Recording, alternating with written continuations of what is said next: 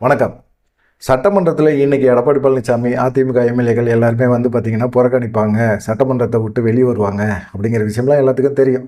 கண்டிப்பாக கரூர் சம்பவத்தை பற்றி பேசுவாங்க. கரூர் சம்பவத்துக்கும் திமுகவுக்கும் என்னப்பா பிரச்சனை? பஞ்சாயத்தே கிடையாது. அது விஜய் கூட்டின தாவேகாவோட மீட்டிங். அந்த மீட்டிங்கில் வந்து நடந்த அசம்பாவிதம். இந்த அசம்பாவிதம் எல்லாத்துக்குமே தெரியும். நேரலையில் பார்த்தவங்களுக்கும் தெரியும். நிறைய வீடியோக்கள் சமூக வலைதளங்களையும் வந்துருச்சு.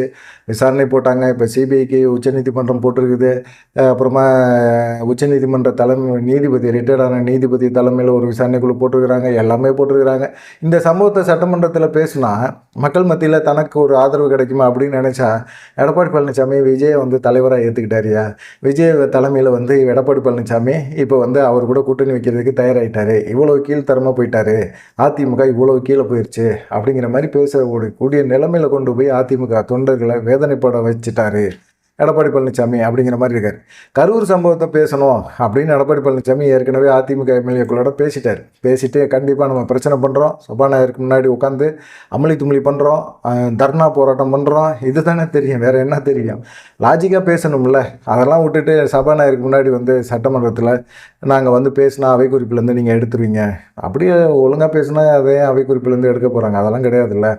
ஆனால் இன்றைக்கி ஒரு முக்கியமான சம்பவம் நடந்திருக்குது. என்னன்னு கேட்டிங்கன்னா, நாள் சட்டமன்றம் தொடரும்போது அதிமுக எம்எல்ஏ கூட எடப்பாடி பழனிசாமி ஆலோசனை பண்ணார். ஆனால் செங்கோட்டையன் வந்து அதில் கலந்துக்கவே இல்லை. செங்கோட்டையன் தனிப்பட்ட முறையில் இருந்தார். செங்கோட்டையனுக்கும் எடப்பாடி பழனிசாமிக்கும் இன்னும் மோதல் போக்கு இருக்குது அப்படிங்கிற ஒரு எண்ணம் எல்லாத்துட்டுமே இருந்தது. ஆனால் பார்த்திங்கன்னா, செங்கோட்டையன் வந்து எடப்பாடி பழனிசாமி கட்சி பதவிகளை எல்லாத்தையுமே பறிச்சுட்டு அவர் அதிமுக எம்எல்ஏக்கள் அப்புறம் அதிமுக உறுப்பினர் அப்படிங்கிற ஒரு லிஸ்ட்டில் மட்டும் வச்சுருந்தார். இந்த மாதிரி சூழ்நிலையில் செங்கோட்டையன் போய் டெல்லி போயிருந்தார். டெல்லியில் போய் அமித்ஷாவை சந்திச்சுட்டு வந்தார். 2 பேருமே சமாதானமாக போங்க, இப்போதைக்கு பிரச்சனை வேணாம், நமக்கு வெற்றி கூட்டணி தான் அமையணும், நான் வந்து தாவேகா கொண்டு வரதுக்கான முயற்சிலாம் எடுத்துக்கிட்டு இருக்கேன், நீங்கள் எடப்பாடி பழனிசாமியோட காம்ப்ரமைஸ் பண்ணி போங்க அப்படின்னு சொல்லி செங்கோட்டையனுக்கு ஒரு அட்வைஸ் பண்ணிட்டார். செங்கோட்டையன் ஒருங்கிணைந்த அதிமுக உருவாக்கணும்னு சொல்லிட்டு தான் அவர் பலகட்டமான ஒரு முயற்சிலாம் எடுத்தார், ஒருங்கிணைந்த அதிமுக கொண்டு வரணும்னு சொல்லிட்டு. ஆனால் அப்பயே ஒரு டவுட் இருந்தது. செங்கோட்டையன் எடப்பாடி பழனிசாமியும் ஒரே சமூகத்தை சேர்ந்தவங்க. அந்த சமூகத்தில் வந்து இவங்க என்னென்ன வேலை பார்ப்பாங்க அப்படிங்கிற ஒரு விஷயம் எடப்பாடி பழனிசாமி சும்மா அப்படி ஒரு ட்விஸ்ட் பண்ணி விட்டு செங்கோட்டையன் மூலமாக என்னென்ன பேசுகிறாங்க மற்றவங்க அப்படிங்கிற விஷயத்தை கண்டுபிடிக்கணுங்கிறதுக்காகவே செங்கோட்டையன் தூண்டி விட்டுருப்பாங்க அப்படிங்கிற மாதிரி தான் சொன்னாங்க அந்த சமயத்தில். அதை யாரும் பெருசாக நம்பலை. செங்கோட்டையன் வந்து அதிமுக தொண்டர்களுக்காக பேசுகிறாரியா அப்படின்னு சொன்னாங்க. ஆனால் செங்கோட்டையன் ஆரம்ப காலகட்டத்தில் எடப்பாடி பழனிசாமி எங்கள் சமுதாயத்தை சேர்ந்தவர் ஒருத்தர் முதலமைச்சராக இருக்கிறத நான் பெருமைப்படுறேன் அப்படின்னு பேசினவர் தான். அவர்கிட்ட இருந்து எடப்பாடி பழனிசாமிக்கு ஒரு எதிர்ப்பு வருமா அப்படிங்கிற ஒரு டவுட் எல்லாத்துக்குமே இருந்துச்சு. இந்த மாதிரி சமயத்தில் தான் இப்போ வந்து பார்த்திங்கன்னா, இன்றைக்கி அவர் அதிமுக எல்லாருமே வந்து பார்த்திங்கன்னா கருப்பு கலர் பேட்ச் அணிச்சிட்டு வந்திருந்தாங்க, கையில் கட்டிட்டு வந்திருந்தாங்க. அதை வந்து செங்கோட்டையன் கட்டிட்டு வந்திருந்தார். அதனால் செங்கோட்டையன் எடப்பாடி பழனிசாமி ராசி ஆகிட்டாங்க, சமாதானப்படுத்திட்டாங்க, பாஜக மேலிடம் நீங்கள் சமாதானமாக போங்க அப்படின்னு சொல்லியிருக்கிறாங்க. அதனால் சமாதானம் ஆகிட்டார் அப்படின்னு சொல்லியிருக்காங்க. இன்றைக்கி எடப்பாடி பழனிசாமி கொஞ்சம் ஆவேசமாக, ஏன்னா இந்த தாவேகாவில் வந்து விஜய் கூட இந்த மாதிரிலாம் பேசியிருக்க மாட்டார், இல்லை புஸ்லி ஆனந்த் கூட இந்த அளவுக்கு வேகப்பட்டிருக்க மாட்டார், ஆதவர்ஜுனா கூட இந்த அளவுக்கு வந்து செய்தியாளர் சந்திப்பில் பேசவே இல்லை. அந்த அளவுக்கு வந்து தாவேகாவில் ஒரு 41 பேர் இறந்து போனதுக்காக எடப்பாடி பழனிசாமி சபாநாயகருக்கு எதிராக, முதலமைச்சருக்கு எதிராக அவர் மிகப்பெரிய அளவில் ஒரு பேசியிருக்கிறாரு அப்படிங்கிற மாதிரி ஒரு செயல்பாடுகள் இருக்குது. அதுலேயும் அவர் குறிப்பாக சொல்கிறாரு, என்ன சொல்கிறாரு, தாவேகா தலைவர்னால் எடப்பாடி பழனிசாமிக்கு தலைவர் ஆகிட்டார் போல இருக்குது. தாவேகா தலைவர் 10 நிமிஷம் அவர் பேசுகிறதுக்குள்ளே வந்து செருப்பு விழுது அப்படின்னா, அங்கே முன்னாடி நடந்த சம்பவங்கள்லாம் என்ன? அது எல்லாத்துக்குமே தெரிஞ்ச ஒரு விஷயந்தான். அவ்வளோ அகலமான ஒரு பஸ்ஸு, அதுக்கு முன்னாடி ஒரு 4-5 காரு, அதுக்கு பின்னாடி ஒரு 4-5 காரு, அங்கே ஏற்கனவே கும்பல் நிற்கிது, பயங்கரமான கும்பல் நெருக்கெல்லாம் இருக்குது. ஒரு 50 மீட்டருக்கு முன்னாடி டிஎஸ்பி வந்து சொல்கிறாரு, நீங்கள் அங்கே நிப்பாட்டி அங்கேருந்தே பிரச்சாரம் பண்ணுங்க. இல்லை நாங்கள் சொன்ன இடத்துல தான் பிரச்சாரம் பண்ணுவோம், அந்த கும்பலை கிழிச்சிக்கிட்டு தான் போவோம்னு சொல்லி போனதுனால தான் அங்கே ஏற்கனவே இருந்த கும்பல், இவர் வண்டி காரோடு பஸ்ஸோடு சேர்ந்து வந்த கும்பல் எல்லாம் போட்டு அங்கே அழுத்தத்தை கொடுத்தோன்னே மூச்சு திணறல் ஏற்பட்டுச்சு. அதுதான் உயிரிழப்புக்கு காரணம் அப்படின்னு சொல்கிறாங்க. இல்லைங்க, விஜய் ஒரு 4 மாவட்டத்துக்கு இதுக்கு முன்னாடி பேசியிருக்காருலங்க, அப்போல்லாம் இதெல்லாம் ஏற்படலையே அப்படின்னு எடப்பாடி பழனிசாமி கேட்டிருக்கிறாரு. இன்றைக்கி சட்டமன்றத்தில் இந்த மாதிரி கேள்வி கேட்டிருக்காரு. 4 மாவட்டத்தில் நடந்த சம்பவங்கள் ஏதாவது எடப்பாடி பழனிசாமிக்கு தெரியுமா? எத்தனை பேர் திருச்சியில் எத்தனை பேர் மயக்கப்பட்டு விழுந்தாங்க, திருவாரூரில் எத்தனை பேர் மயக்கப்பட்டு விழுந்தாங்க, நாகப்பட்டினத்தில் எத்தனை பேர் மயக்கப்பட்டு விழுந்தாங்க, நாமக்கல்லில் எத்தனை பேர் விழுந்தாங்க, இதெல்லாம் எடப்பாடி பழனிசாமிக்கு எங்கே தெரியும்? எடப்பாடி பழனிசாமிக்கு தெரிஞ்சதெல்லாம் திமுக எதிர்ப்பு தான். நம்மளுக்கும் திமுக பிடிக்காது தான். திமுக செய்கிறத நம்ம குற்றச்சாட்டுகளை சொல்லறோம். ஆனால் அதுக்குன்னு வந்து தப்பு எங்கே நடந்துச்சோ அதை கண்டிக்கணும். இன்றைக்கி வந்து தேர்தலுக்கு கூட்டணிக்கு வேணும், கூட்டணி மெகா கூட்டணி அமைப்போம், அந்த கூட்டணி அமைப்போம் அப்படின்லாம் எடப்பாடி பழனிசாமி சொன்னார். யாருமே கண்டுக்கவே இல்லை. அப்படிப்பட்ட ஒரு சூழ்நிலையில் எடப்பாடி பழனிசாமிக்கு இந்த சந்தர்ப்பத்தை பயன்படுத்தி, பற்றியா நாங்கள் விஜய்க்கு எவ்வளோ சப்போர்ட்டாக பேசுகிறோம். விஜய் வந்து இன்னும் எடப்பாடி பழனிசாமியை வந்து அங்கீகரிக்கலை, எடப்பாடி பழனிசாமியோட கூட்டணி வரேன்னு சொல்லலை, இன்னும் பாஜகவோட அவர் கூட்டணி அக்ரிமெண்ட் கையெழுத்து போடலை. ஆனால் இவங்க இன்னமும் நினச்சிக்கிட்டு இருக்காங்க எடப்பாடி பழனிசாமி தாவேக்கா வந்து நம்ம சைடு கூட்டணிக்கு வரோம் அப்படின்னு சொல்லிட்டு. இவர் சொல்கிற காரணம்லாம் லாஜிக்காக எல்லாமே 4 மாவட்டத்துக்கு வந்துச்சுல்ல, விஜய்க்கு எவ்வளோ கும்பல் வந்துச்சுன்னு உளவுத்துறைக்கு தெரியுமில்ல அப்படிங்கிறது தான். ஆமாம், அதனால தான் 606 பேர் போட்டிருக்காங்க. இன்றைக்கி முதலமைச்சரும் அதான் சட்டமன்றத்தில் சொன்னார். நாங்கள் காவல்துறையை வந்து அதிகப்படுத்தினோம். இவங்க சொன்னதே 10,000 பேர் தான் வருவாங்கன்னு சொன்னாங்க. ஆனால் 10,000 பேர் வரலையே, ஏகப்பட்ட பேர் வந்தாங்க. இவங்க காலதாமதம் பண்ணிக்கிட்டே இருந்தாங்க. எதுக்காக இவ்வளோ காலதாமதம் பண்ணாங்கன்னே தெரியல. ஆனால் வந்து 12 மணிக்கு வரேன்னு சொல்லிட்டு நைட்டு 7 மணிக்கு வர்றாரு. இவ்வளோ காலதாமதத்தில் கும்பலை அதிகப்படுத்துகிறாங்க. அது இல்லாமல் கும்பலுக்குள்ளே வெறி வரணும்னு சொல்லிட்டு லைட்டெல்லாம் ஆஃப் பண்ணிவிட்டு விஜய் வராரு. லைட்டை போடுன்னு கத்திக்கிட்டு வரானுங்க. பின்னாடி வரவன்லாம் லைட்டை போட்டு அணைக்கிறானுங்க. அந்த இதை வந்து சினிமாவில் பண்ணுற மாதிரி வேலையெல்லாம் பண்ணாங்க. இதெல்லாம் எடப்பாடி பழனிசாமி தெரியுமா? எடப்பாடி பழனிசாமி இதில் இந்த வீடியோலாம் பார்த்துருக்கிறாரா?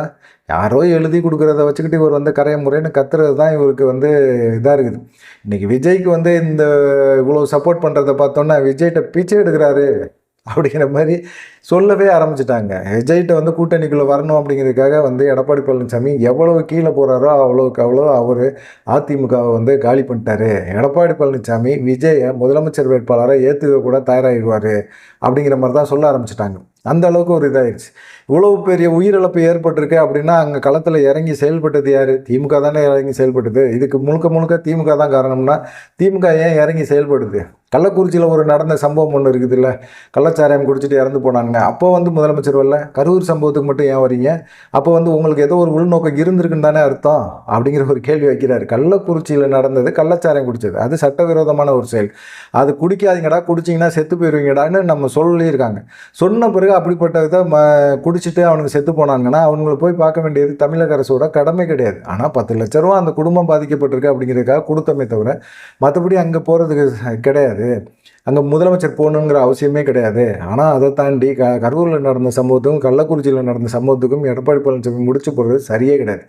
இங்கே இறந்தவங்க அப்பாவி, இவங்க வந்து விஜயை பார்க்க போயிருக்கலாம், விஜய் ரசிகர்களாக இருக்கலாம், தாவேக்கா தொண்டர்களாக இருக்கலாம், யாரோ ஒருத்தவங்க இருக்கலாம். இந்த இதுக்கு வந்து நடந்த சம்பவத்துக்கும் அங்கே உயிரிழந்த மக்களுக்குமே ஒன்றுமே கிடையாது, சம்மந்தமே கிடையாது. ஆனால் சம்பவம் நடந்து போச்சு, உயிரிழந்துட்டாங்க. அப்படிங்கும்போது அந்த இதை போய் உடனே பார்க்கணுங்கிற ஒரு எண்ணம் இருக்குல்ல, இது ஒரு முதலமைச்சருக்கு இருக்கக்கூடிய ஒரு எண்ணம் தான். இந்த எண்ணத்தினால தான் அவர் அங்கே போனேன் அப்படிங்கிற மாதிரி அவர் சொன்னார்.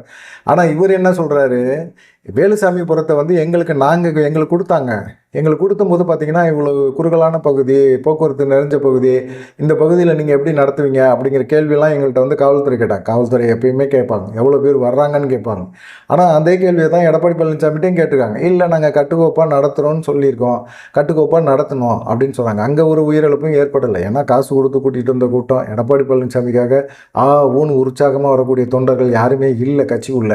அப்படிப்பட்ட ஒரு சூழ்நிலையில் அங்கே உயிரிழப்பு ஏற்படுறதுக்கே வேலை கிடையாது. அவர் பேசிகிட்டு இருக்கும்போதே இப்போ கிளம்பி போயிட்டுருக்க ஆட்கள் தான் இங்கே விஜய் பேசணுங்கிறதுக்காகவும் விஜய் பார்க்கணுங்கிறதுக்காகவும் கடைசி வரைக்கும் நிற்பாங்க. விஜய் போன பிறகும் கூட அந்த இடத்துல விஜய் பேசினதை பற்றி விவாதம் பண்ணிக்கிட்டு கூட இருப்பாங்க. அந்த மாதிரி தொண்டர்கள் இருக்கும் இடத்துல வந்து இந்த மாதிரி உயிரிழப்புகள் ஏற்படுறது, அசம்பாவிதங்கள் நடக்கிறது வந்து சாதாரணம் தான். ஆனால் இது வந்து என்ன சொல்கிறாரு, எங்களுக்கு கொடுத்தீங்கல்ல, அப்போ வந்து நீ எங்களுக்கு கொடுக்கும்போதே குறுகலான பகுதி, போக்குவரத்து நிறைந்த பகுதி அப்படின்னு சொல்கிறீங்க. ஆனால் நீங்கள் எப்படி வந்து நீங்கள் தாவேக்காவை கொடுத்தீங்க? அப்போ திட்டம் போட்டு தானே தாவேக்கா கொடுத்துருக்கீங்க. எங்களோட கும்பல் அதிகமாக வரும், அங்கே வந்து ஏதோ ஒரு சம்பவம் நடக்க போகுது, அதனால இந்த குறுகலான பகுதியை கொடுப்போம் அப்படின்னு சொல்லி கொடுத்துட்டீங்களா அப்படின்னு சட்டமன்றத்தில் எடப்பாடி பழனிசாமி கொஞ்சம் ஆவேசமாக பேசியிருக்கிறார். ஆமாய்யா, கரெக்டு தான், அவர் கேட்குறது கரெக்டு தானே. அதிமுகவுக்குலாம் கும்பல் கிடையாது, அதிமுகவுக்கு தொண்டர்கள் கிடையாது, தாவேக்காவுக்கு தொண்டர்கள் அதிகமாக இருக்கிறாங்க அப்படின்னு சொல்லி இவர் சொன்னது 17,000 பேர். 17,000 பேர் வந்து எடப்பாடி பழனிசாமி கூட்டத்துக்கு வந்திருந்தாங்க. இவங்க சொன்னது 10,000 பேர், வந்தது 27,000 பேர். அப்படிங்கும்போது நெருக்கடி அதிகமாக தானே இருக்கும். அந்த நெருக்கடிகளில் தான் மூச்சு திணறி செத்து போயிட்டாங்க. சரி, இது ஒரு சைடு ஓடிக்கிட்டே இருக்கும்போது எப்படி நீ போஸ்ட்மார்ட்டம் பண்ணீங்க? நல்ல ஒரு ராத்திரியில் ஒரு 1:45 வந்து நீங்கள் போஸ்ட்மார்ட்டம் பண்ணேன்னு சொல்கிறீங்க. அங்கே இருக்கிறதே வந்து அறுவை போஸ்ட்மார்ட்டம் பண்ணக்கூடிய மேடை வந்து ஒரு 3 மேடை தான் இருக்குது. எப்படி வந்து அவ்வளோ சீக்கிரமாக நீங்கள் பிரேத பரிசோதனைலாம் பண்ணி முடிச்சிங்க? ஒரு பாடிக்கு வந்து பிரேத பரிசோதனை பண்ணணும் அப்படின்னோம்னா 1.5 மணி நேரம் ஆகும். அப்படின்னா 31 பேருக்கு நீங்கள் எவ்வளோ நேரம் ஆகும்னு பார்த்துக்கங்க. அப்படிப்பட்ட ஒரு சூழ்நிலையில் நீங்கள் எப்படி வந்து குயிக்காக வந்து நீங்கள் பிரேத பரிசோதனைலாம் பண்ணி முடிச்சிங்க அப்படிங்கிறதுலாம் சொல்லியிருந்தாங்க. அதுக்கெல்லாம் கலெக்டர் எல்லாமே வந்து நிறைய விஷயங்களை சொல்லியிருந்தாங்க. சொல்லி அதுக்கெல்லாம் பதில் உடனே சொன்னாங்க. இதை கூட கேட்குறாரு, நீங்கள் எப்படி அரசு இதெல்லாம் பண்ணீங்க, அரசு அதிகாரிகள் எல்லாம் எப்படி பதில் சொல்ல விட்டீங்க அப்படிங்கிற மாதிரிலாம் கேட்டிருந்தாங்க. இதெல்லாம் வந்து கேட்க வேண்டிய கேள்வியா இது? அப்போ வந்து சமூக வலைத்தளங்களில் திமுகவுக்கு எதிராகவும் கரூர் சம்பவம் வந்து திட்டமிட்ட ஒரு பழிவாங்கல் செந்தில் பாலாஜி பண்ணார் அப்படின்னு சொல்லும்போது செந்தில் பாலாஜி பேச வேண்டிய ஒரு கட்டாயத்தில் பேசுகிறாரு. அதே போல் அரசு அதிகாரிகள் காவல்துறை வந்து சரியாக செயல்படலை, காவல்துறை சரியான ஒரு பாதுகாப்பு கொடுக்கல அப்படிங்கிற குற்றச்சாட்டை இவங்க முன்வைக்கும் போது காவல்துறை சார்பாக என்னென்ன பண்ணியிருந்தாங்க அப்படிங்கிற ஒரு இதை அரசு அதிகாரிகள் தான் சொல்லணும். வேறு யார் சொல்லணும்? வேறு யாரை சொல்லணும்னு எடப்பாடி பழனிசாமி எதிர்பார்க்குறாரு? அதெல்லாம் ஒன்றுமே கிடையாது. இன்றைக்கி தெளிவான ஒரு விளக்கத்தை சொல்கிறார். அதுவும் இல்லாமல் இவர் என்ன சொல்கிறாரு, நான் வந்து எழுச்சி பயணத்தில் போகிறேன், எனக்கு இவ்வளோ தூரம் காவல்துறைகள் பாதுகாப்பே கொடுக்கல, இவ்வளவு பாதுகாப்பு கொடுத்துமே ஒரு தாவேகாவில் வந்து இவ்வளோ பெரிய அசம்பாவிதம் நடந்திருக்கு அப்படின்னா கண்டிப்பாக அதை வந்து எடப்பாடி பழனிசாமி ஆதரிக்கிறாரு அப்படின்னா கூட்டணிக்காக பேசுகிறாரு அப்படிங்கிறது தெளிவாக தெரியுது. இப்போ வந்து அவர் தாவேகாவோட கூட்டணி வச்சாலும் எடப்பாடி பழனிசாமி அவர் ஜெயிக்கிறதே கஷ்டம் அவர் தொகுதியில் அப்படிங்கிற மாதிரி தான் ஒரு சூழ்நிலை போயிட்டே இருக்குது. இப்போ வந்து இன்றைக்கி முதலமைச்சர் வந்து என்ன சொல்லியிருந்தார், சட்டமன்றத்தில் என்ன நடந்துச்சு, அதிமுகவுக்கு வந்து அங்கே எவ்வளோ பேர் வந்தாங்க, 17,000 பேர் வந்தாங்க. ஏன் வந்து விஜய் பிரச்சாரத்தில் வந்து 10,000 பேர் தான் வரேன்னு சொன்னாங்க. ஆனால் வந்து அவர் என்ன செஞ்சார், சாயந்தரம் 3 மணிலேருந்து நைட்டு 10 மணிக்குள்ளே 11 நிபந்தனைகளோட அவருக்கு அனுமதி கொடுத்துருந்தாங்க. 3 மணிலேருந்து நாங்கள் 10 மணிக்குள்ளே நாங்கள் வந்து எப்போ வேணாலும் கரூரில் வந்து பேசுவோம்னு சொன்னாங்க. சரி, ஆனால் அவங்க வந்து ட்விட்டர் பக்கத்தில் என்ன போட்டிருந்தாங்க, நாங்கள் 12 மணிக்கெலாம் அங்கே வந்துடுவோன்னு சொல்லி போட்டாங்க. 12 மணிக்கு வராங்க அப்படின்னு சொன்னோடனே 11 மணிலேருந்து கும்பல் கூட்டிடுச்சு. அப்போது இவங்க திட்டம் போட்டு 3 மணிலேருந்து 10 மணி வரைக்கும் டைம் வாங்கிட்டு 7 மணிக்கு வர்றாங்க. அப்படிங்கும்போது இவங்க நாங்கள் 12 மணிக்கு வருவோம் அப்படின்னு ட்விட்டரில் போட்டு மக்களை வந்து உசுப்பேற்றி அந்த இடத்துல கும்பலை அதிகப்படுத்தி அப்படியே ஒரு இதை பண்ணுறாரு. கிட்டத்தட்ட ஒரு 7 மணி நேரம் தாமதமாக வர்றாரு. ஆனால் வந்து அவர் வர்றது வந்து கூட பார்த்தீங்கன்னா ஒரு 35 மீட்டருக்கு முன்னாடி, ஒரு 50 மீட்டருக்கு முன்னாடி நீங்கள் வந்து வண்டியை நிப்பாட்டி இங்கேனே பிரச்சாரத்தை முடிங்க அப்படின்னு சொன்னால் கேட்கவே இல்லை. ஆனால் அங்கே ஏற்கனவே நின்றுட்டு இருந்தாங்கல்ல, காலையில் 11 மணிலேருந்து நின்றுட்டு இருந்தாங்களே, இதெல்லாம் நம்ம எத்தனையோ தடவை சொல்லியாச்சு. திரும்ப சொல்ல வேண்டிய ஒரு சூழ்நிலையில் இன்றைக்கி எடப்பாடி பழனிசாமிக்கு சட்டமன்றத்தில் அவர் பேசின அந்த விஷயத்தை வச்சு பார்க்கும்போது எடப்பாடி பழனிசாமி ஏன் இப்படி இருக்கிறாரு அப்படின்னு தான் தெரியல. ஒரு மக்கள்கிட்ட வந்து நற்பேர் வாங்கணும், விஜய் ரசிகர்கள்கிட்ட வந்து நமக்கு ஓட்டு வேணும் அப்படிங்கிறதுக்காக இவ்வளோ கீழ்த்தரமாக போவார் அப்படிங்கிறதுனால இவருக்கு எப்படி மக்கள் ஓட்டு போடுவாங்க? ஒரு எதிர்க்கட்சி தலைவர்னால் ஒரு நியாயமாக பேசணும். இப்போ சட்டமன்றம் இப்போ தேர்தல் வரப்போகுதுன்னு ஒரு 5-6 மாதத்தில் தேர்தல் அப்படிங்கிறனால விஜய்க்கு கண்மூடித்தனமாக ஆதரிக்கிறாரு. விஜய்க்கு வேறு வழியில் எடப்பாடி பழனிசாமி ஆதரிப்பாரா மாட்டாராங்கிறது இன்னும் ஒரு உறுதியாகலை. அதுக்குள்ளே வந்து எப்படியாவது கொண்டு வந்துடணும் அப்படிங்கிற ஒரு எண்ணத்தில் தான் அவர் இன்னமும் பேசிக்கிட்டே இருக்கிறார். ஆனால் என்ன, குடிநீர் வசதி செஞ்சு கொடுக்கல, அது ஒரு வசதி. அது இல்லாமல் தாவேகா தொண்டர்கள் வந்து கரெக்டாக இருந்திருக்கணும், அதையும் செய்யலை. பெண்களுக்கு இயற்கை உபாதைகள் அதிகமாக இருந்திருக்கும், அதெல்லாம் வந்து அவங்க சரியான ஒரு வழிகாட்டுதல் இல்லை. இதெல்லாம் இது பண்ணிவிட்டு அவங்க வந்து ஒரு இறுக்கமான ஒரு மனநிலையில் அவங்க இருந்திருக்கிறாங்க. அப்படிப்பட்ட ஒரு சூழ்நிலையில் தான் அவங்க வந்து என்ன பண்ணுறதுன்னே தெரியல. கிட்டத்தட்ட ஒரு 10,000 பேர் வருவாங்கன்னு சொல்லிட்டு புஸ்லியானந்த் செஞ்ச ஏற்பாடுகள்னால 27,000 பேர் வந்தாங்க அப்படிங்கிற மாதிரி ஒரு சூழ்நிலை இருந்தது. கிட்டத்தட்ட அந்த இடத்துக்கு இவங்க சொன்ன ஒரு 10,000 பேருக்கு ஒரு 20 பேருக்கு ஒரு காவலர் அப்படின்னு சொன்னால் கூட இவங்க வந்து கிட்டத்தட்ட ஒரு 606 காவலர்கள் வந்து பாதுகாப்பு பணியில் போட்டிருக்காங்க. ஆனால் எடப்பாடி பழனிசாமி என்ன திரும்ப கேட்குறாரு, அங்கே வந்து காவலர்கள் பணிகள் இருந்தாங்கள்ல, அவங்கெல்லாம் வந்து எந்த பாதிப்பும் இல்லை, எந்த மூச்சு திறனும் இல்லை, அவங்களுக்கெல்லாம் எந்த இதுவுமே ஏற்படலை, ஆனால் பொதுமக்கள் மட்டும் பாதிக்கப்பட்டிருக்காங்களேன்னு சட்டமன்றத்தில் பேசுகிறார். இதெல்லாம் கேட்குற மாதிரி இதெல்லாம் வந்து எப்படி கேட்க முடியும்? சரி, ஒரு பாதிப்பு ஏற்பட்டு போச்சு, அந்த இடத்துல வந்து மயக்கம் போட்டு விழுந்துட்டாங்க, அவங்கள மீட்கக்கூடிய நபர்கள் யார்? காவல்துறை தான்.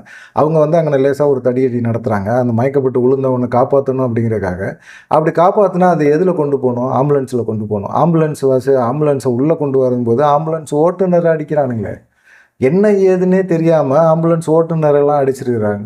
ஜென்ரேட்டர் அறைக்குள்ளே போய் டமார்னு விழுவுறானுங்க. ஜென்ரேட்டர் அந்த ஒயரில் வந்து ஏதாவது ஒன்று பட்டுச்சுன்னா கருகி போயிருப்பானுங்க. வடிவேல் மாதிரி புஷ்ஷுன்னு வாய்க்கு மூஞ்சி கீஞ்சி எல்லாமே புகை வந்துடும். அதை ஜென்ரேட்டர் உடனே ஆஃப் பண்ணிட்டாங்க. உடனே கரண்ட்டு கட்டு பண்ணிட்டானுங்க. இது மாதிரி அது ஆஃப் பண்ணதே ஜென்ரேட்டர் ஆப்ரேட்டர் தான் அந்த இதை வந்து துண்டிச்சிருக்கிறாரு. அப்படிப்பட்ட ஒரு சம்பவம் நடக்கும்போது இது வீட்டில் இருந்து இது செய்திகளில் பார்க்குற ஒரு முதலமைச்சர் எப்படி வந்து அதை பொறுத்துக்கிட்டு இருக்க முடியும்? இந்த சம்பவம் அதையும் சொல்கிறாரு, அவருடைய வருத்தத்தை தெரிவிப்படுத்துறாரு. எந்த ஒரு கட்சி தலைவனும் தன் தொண்டன் வந்து இறந்து போகிறத விரும்பவே மாட்டான். இது போல் ஒரு அசம்பாவிதம் நடக்கக்கூடாதுன்னு தான் நினைப்பான். அப்படி நடக்கக்கூடாதுன்னு நினைக்கிறக்கூடிய தலைமை தான் நம்மள்கிட்ட இருக்குது. அப்படிப்பட்ட ஒரு சூழ்நிலையில் இது தெரியாமல் நடந்து போன ஒரு அசம்பாவிதம் அப்படின்னு அவர் அன்னைக்கே ஒரு ஸ்டேட்மெண்ட் கொடுத்தாரு. ஆனால் இது திமுக திட்டம் போட்டு இது சதி பண்ணி திமுக இதை வந்து பண்ணிருச்சு அப்படின்னு எடப்பாடி பழனிசாமி, பாஜக, தாவேகா இவங்க தான் சொல்லிட்டு இருக்காங்க. இதில் திட்டம் போடுறதுக்கு என்ன இருக்குது? ஒன்றுமே கிடையாது. அதில் கிட்டத்தட்ட ஒரு 100 பேர் கிட்ட எல்லாத்தையுமே வந்து அவங்க வந்து நிறைய பேர்த்த வந்து காவல்துறை தான் வந்து மீட்டு அனுப்பிச்சிருக்காங்க. இல்லைன்னா இன்னமும் இறப்பு சதவீதம் வந்து அதிகமாயிருக்கும் அப்படின்னு சொல்லி இன்றைக்கி முதலமைச்சர் பேசியிருக்கிறாரு. எடப்பாடி பழனிசாமி இன்றைக்கி சட்டமன்றத்தை புறக்கணித்தது, நிராகரித்தது, இதை பற்றி நீங்கள் என்ன நினைக்கிறீங்க? சபாநாயகருக்கு முன்னாடி தர்ணா பண்ணது, இதை தான் எடப்பாடி பழனிசாமி செய்வார். எடப்பாடி பழனிசாமி இப்போ கூட்டணிக்கு விஜய் வரணும் அப்படிங்கிறதுக்காக எடப்பாடி பழனிசாமி இந்த மாதிரி ஆட்டம்லாம் போடுறாரு அப்படிங்கிறது தெளிவாக தெரியுது. நீங்கள் என்ன நினைக்கிறீங்க அப்படிங்கிறதையும் மறக்காமல் கமெண்ட் பண்ணிட்டு போங்க. நன்றி, வணக்கம்.